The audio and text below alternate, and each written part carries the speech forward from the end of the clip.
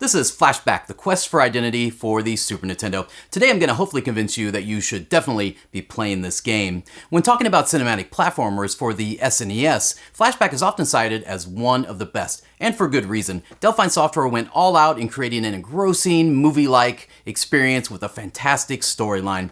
Delphine Software previously released the great but short cinematic platformer Out of This World, and I feel this game took everything wrong with Out of This World and made it better. Flashback made its way to the Super Nintendo in 1994. It's a game I think is totally great, and it's today's subject on SideQuest.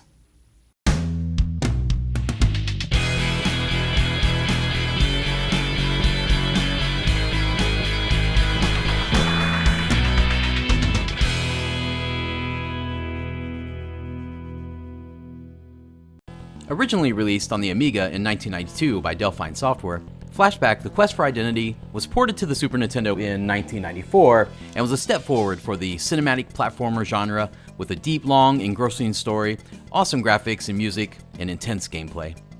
The year is 2142 and our hero Conrad is in trouble. As he jumps on his hoverbike, Conrad tries to flee from a myriad of mutants that cannot let him escape. Conrad eventually crash lands in the jungle with no idea who he is or how he's gotten there, and finds a voice recording from himself, which states that he must go restore his memory immediately. Conrad gets himself into trouble as he realizes that aliens, known as morphs, are living among the human population.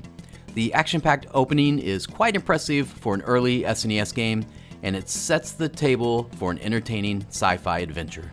Through a robust series of puzzles, pitfalls, and adventures, players help Conrad unravel the mystery in this platform scroller which seamlessly weaves classic sci-fi elements throughout the story. The first thing that sets Flashback apart from its predecessor is the superior cinematic presentation. The 16-bit SNES offered opportunities for real cinematography and scene direction, and Delphine Software took full advantage. Delphine Software previously released the classic cinematic platformer Out of This World that set the stage for Flashback to take the cinematics to a new level. The gameplay action in Flashback is certainly solid, but notably the game includes cutscene, animations, and plot elements that make the player want to keep playing for reasons beyond just playing a fun video game. Graphically, the game looks amazing. The backgrounds are lush and detailed, and the character and enemy designs are outstanding. The visual presentation of this game was far ahead of its time.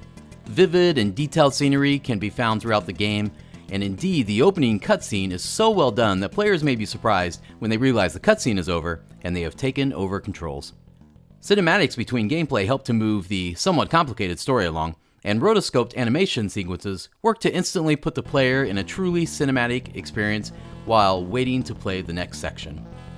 Rotoscoping is a process of drawing over real footage to create graphics and was heavily used in Flashback and was common in cinematic platformers. Also, although sparse, the music is incredible. The main theme is totally original and has a neo-funk feel that fits in great with the sci-fi theme. Controls in Flashback definitely take some time getting used to, and a bit of time to master. Like anything else, the more specific a task, the more difficult it is to master. I say this because Flashback's controls can be complicated, and at times tedious, as was common with most cinematic platformers. It's nearly one of the defining features of the genre. However, as with other cinematic platformers, once you learn the controls, they feel very rewarding.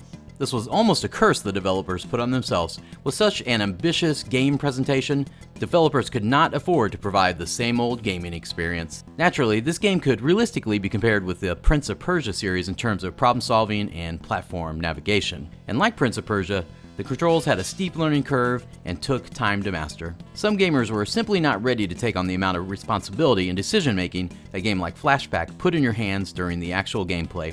It's not easy to alternate between running, jumping, and firing all with the same button.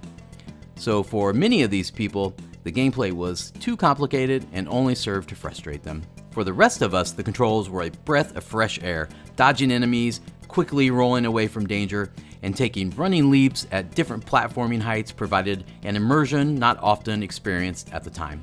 Constantly fighting with leaving my gun in and taking it out was difficult at first, but once I mastered it, I felt like I had a whole arsenal of cool moves to make my way through the game. The storyline is really what makes Flashback the quest for identity go. From the very start, I felt like I was right in the middle of an enthralling action sci-fi movie, and I wanted to know where it was going. Unfortunately, the story and presentation is not enough to get many people past the complicated controls. However, if you manage to master them, Flashback: The Quest for Identity delivers excellent gameplay and cinematic quality all the way through to the dramatic conclusion.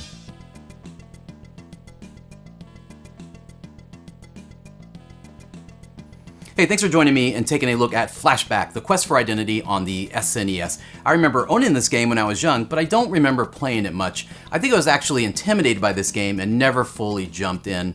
Anyway, older me thinks it's a really fantastic game and potentially one of the best cinematic platformers for the SNES. I can safely say that if you take a bit of time and get used to the controls, by the time you do so, you'll be hooked on the story and gameplay and won't be able to put down the controller.